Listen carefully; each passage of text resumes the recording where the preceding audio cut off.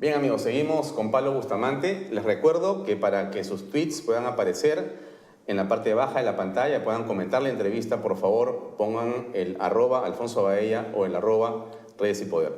Pablo, ¿cuáles son los modelos de desarrollo o los países de referencia que podríamos analizar para poder traer esas referencias al debate nacional de la política en el Perú?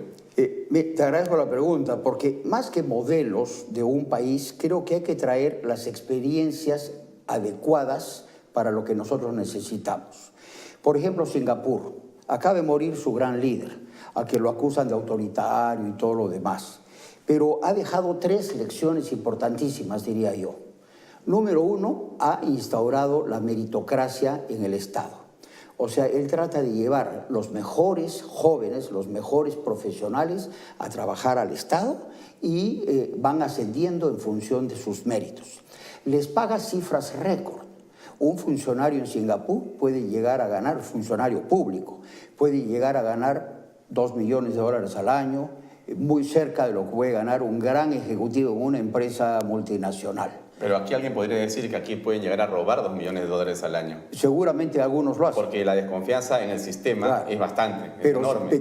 Pero si tú cambias, ¿no?, a que la gente que entre a trabajar el Estado sea la mejor, la que mejores rendimientos tiene en los colegios, la que mejor le van a las universidades, la que cree que pueden contribuir a su país, desde ahí que cambia todo, ¿no? Y el tercer tema es el tema de la corrupción, que es tan importante y tan presente, horriblemente presente en nuestra realidad actual. Cero corrupción. O sea, el síndrome de la ventana rota, lo que dijo Bratton, ¿no es cierto? Tolerancia cero. Con la corrupción, tú no puedes ser tolerante con los pequeños detalles, tienes que cortar a la primera, ¿no? Entonces, ese señor dejó esas 3 lecciones que a mí me parecen fundamentales. Los mejores profesionales en el sector público, súper bien pagados y cero tolerancia con la corrupción.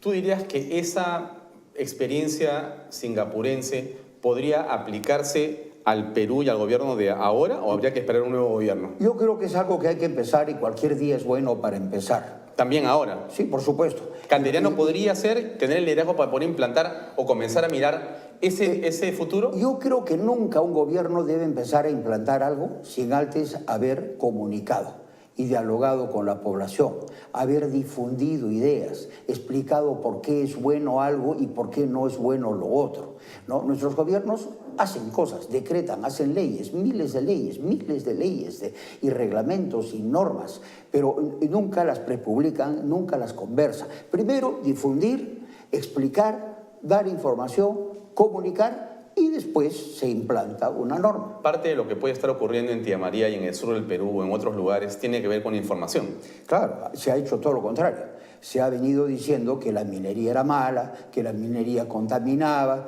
¿no es cierto?, que los mineros no pagaban impuestos y cuando pagan 50% de su renta, más o menos entre una y otra cosa. Pero Pablo, ¿quiénes están interesados en esa desinformación, según tu punto de vista? Bueno, gente que tiene una visión política distinta. Por ejemplo, estaba leyendo un documento de Tierra y Libertad, pero también está firmado por el Partido Comunista, por Ciudadanos por el Cambio, etcétera, que hablan contra lo que llaman el extractivismo, donde incluyen no solo la minería, la energía, el petróleo, los bosques también, o sea, tampoco reforestar.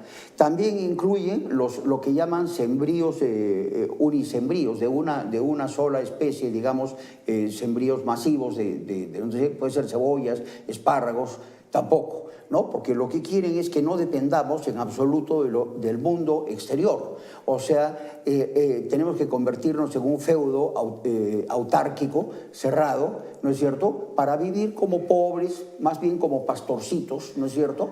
Eso es lo que esta gente cree que hay que hacer. Esos son los buenos. Pero, los que tienen una idea.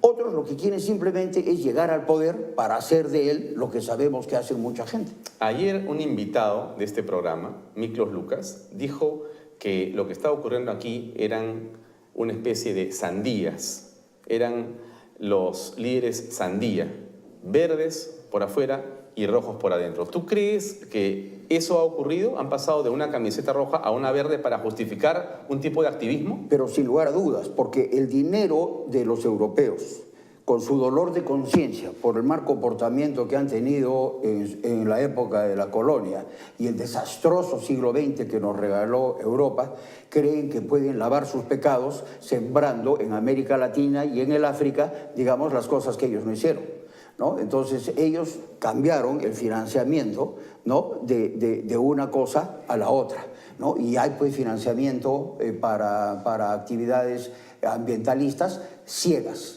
¿no? Por un ejemplo, Alemania va a bajar su población económicamente activa al año 50 en más o menos 35%, por el nivel de nacimientos que tiene. El Perú va a crecer 40%. Entonces, ¿cómo puede el Perú bajar emisiones de carbono igual que Alemania, cuando va a crecer nuestra población 40% y a ellos les va a bajar casi 40%? Es ilógico, totalmente. Ilógico. Entonces, ¿qué tienes que hacer? En el Perú yo creo que hay que compensar. Por ejemplo, reforestar 7 millones de hectáreas solamente en la sierra, limpiar las aguas, los ríos, las cochas, los mares. Hay bacterias que pueden incluso chuparse el mercurio, ¿no?, de zonas de aguas contaminadas hasta en 30 veces su propio peso. Después las limpias y vuelven a chupar 30 veces su peso. Entonces, hay maravillas para hacer. Y ahí la innovación, ¿cómo juega? Ahí tenemos y entramos a un terreno interesante porque lo que ocurre en todas partes es que la innovación está cambiando la forma como se hacen no solamente negocios, sino como se ve la sociedad y el futuro. ¿Qué podríamos plantear de innovación para los políticos en el debate que viene presidencial? Bueno, yo creo que lo que necesitamos es hacer un análisis estratégico y entender bien, número uno, qué fuerzas hay en el mundo. Para mí hay dos grandes fuerzas. Los mercados externos, que son la oportunidad de traer dinero para los productores peruanos relativamente pobres, ¿no es cierto? Porque si los dejas produciendo solo para los 30 o 27 millones de peruanos que quedamos acá, nunca van a ser ricos, ¿no? Pero si pueden producir para 2.000, 3.000, 4.000 millones de personas, eventualmente, empezando por alimentos, van a poder ser nuestros agricultores eventualmente ricos, ¿no? Entonces, los mercados externos son muy grandes, muy importantes. 7% de crecimiento en China este año equivale a 2 veces el PBI peruano. Entonces, ¿qué nos afecta que China baje de 10 a 7? Absolutamente nada. El Perú chiquito tiene capacidades de seguir creciendo en esos mercados. Pero el discurso de algunos es que justamente como China decrece, estamos fritos. ¿Tú crees que estamos fritos? No, para nada. Todo lo contrario. Y tenemos una gran oportunidad. Pero y de repente hay otros que no lo entienden. Lógico. Más bien hay que entender cómo son las cosas y jugar con ellas. Y la otra gran fuerza externa es la revolución de la tecnología, que va a ser disruptiva, que va a ser peligrosísima en términos de destrucción de empleo, de gente con poca capacidad, pero también de empleo de alta capacidad.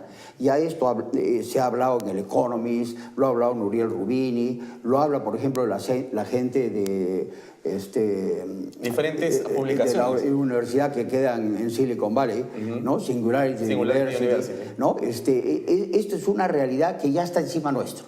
Entonces, si eso es lo que hay en el mundo y queremos crecer, queremos educación y queremos bajar la pobreza, que es el tercer objetivo que no mencioné entonces, y además tenemos una agenda tremenda en infraestructuras, en tecnología, ¿no es cierto?, en salud, ¿no?, en infraestructura de educación. Tenemos una agenda política donde tenemos que instaurar meritocracia, etcétera. Pablo, ¿Con qué hacemos todo eso? La pregunta que yo te hago y que solamente la gente que nos ve se está haciendo es, todo lo que tú estás diciendo suena a algo interesante, importante, pero también algo que parece un sueño. Porque nuestra clase política, te pregunto, ¿está en capacidad para entender este proceso de lo que ocurre en el mundo hoy día? Déjame terminar de cerrar el círculo. El problema es de dónde sacamos los recursos para hacer toda esa agenda. De nuestras reservas productivas. En el Perú hubo un apagón productivo y de inversiones de 30 años, que nos regaló Velasco, Belaúnde 1 y Belaúnde 2 y García 1. ¿No? Entonces tenemos acumulados proyectos mineros para tener más producción minera que Chile, ellos tienen 3, 4 veces más que nosotros. Tenemos en madera, para multiplicarnos N veces, solo exportamos 400 millones de dólares al año, Chile exporta 6.700, nuestro potencial debe ser 5 veces Chile. O sea, solo en madera podríamos exportar 30.000 millones de dólares al año.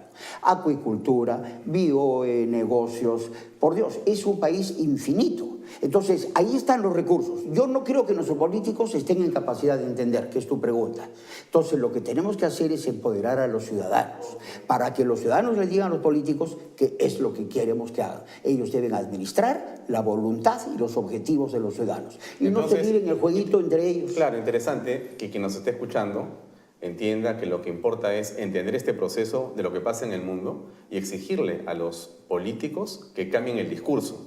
No esperar que lo cambien porque ellos no lo van a cambiar. No hay forma que un político esté pensando en innovar porque más o menos quiere que la cosa siga igual. Entonces, tu planteamiento es utilizar cosas como la Ampadia, medios como la Ampadia, para poder diseminar información y conceptos de esto y que a partir de ellos los ciudadanos empoderados busquen y exijan otra realidad en el país. Ciudadanos mejor formados, con sus ambiciones. Por ejemplo, ese 87% de jóvenes que hasta hace poco quería irse del Perú, ¿a dónde se quería ir? A Cuba no, a Estados Unidos y a España antes de la crisis europea. Así es. Entonces, a ellos hay que ofrecerles lo que querían en Estados Unidos y en la España antes de la crisis. O sea, un país moderno, oportunidades, para que puedan portarse bien como se portan allá, porque tienen un futuro. Pero si acá el sistema no te da futuro, es la ley de la selva. Muy bien, Pablo. Te agradecemos por tu presencia en Redes y Poder. Bien, amigos, vamos a una pausa comercial y regresamos con Juan Sotomayor, alcalde del Callao, que ya está en los estudios, listo para la entrevista. Una pausa comercial y regresamos. Permiso.